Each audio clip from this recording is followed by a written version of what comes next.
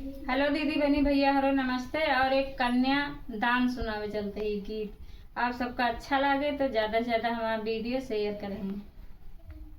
हरे हरे बसवा कटाई दियो, माड़व छवाई दियो।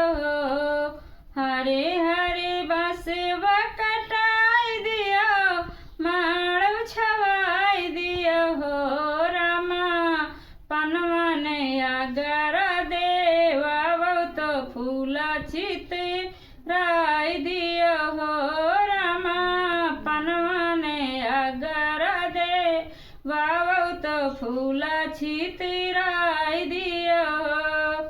हरे हरे अजी निर्दया तो अजक जगाई दियो। हरे हरे अजी निर्दया तो अजक जगाई दियो। आजा उठ के करहु कन्या दान हमना बिसराई दियो। आजा उठ के करहु कन्या दान हमना बिसराई दियो। पनवन अगर देवाय तो फूला चितराई दियो। हरे हरे दादी निर्दया तो दादा का जगाई दियो। दादा उठ के कराऊ कन्या दान हमना बिसराई दियो। दादा उठ के कराऊ न कन्या दान हमना बिसराई दियो।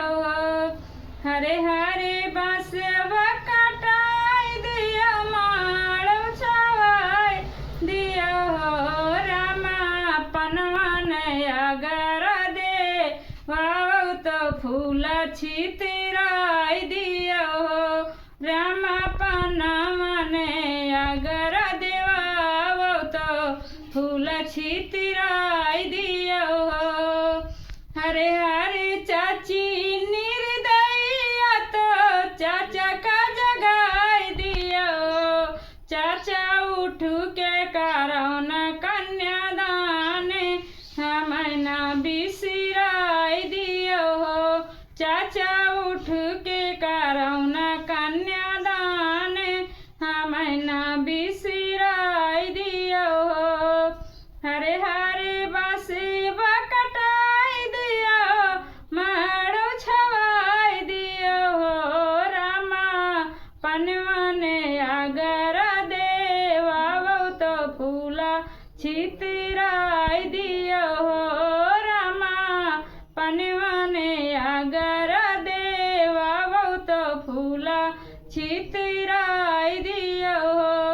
हरे हरे अम्मा निर्दया तो पापा का जगाई दियो।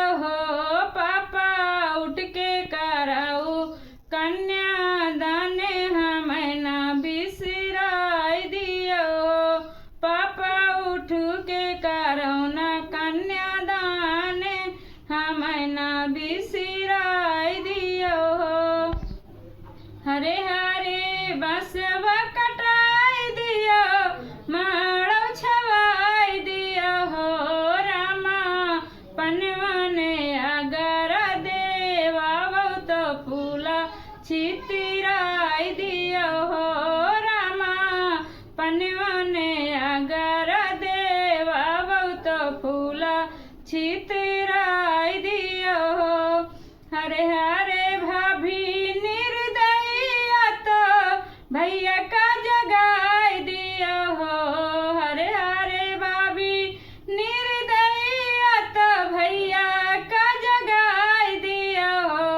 भैया उठ के करौन कन्या दान हमना बिसराई दियो। भैया उठ के करौन कन्या दान हमना बिसराई दियो। भैया उठ के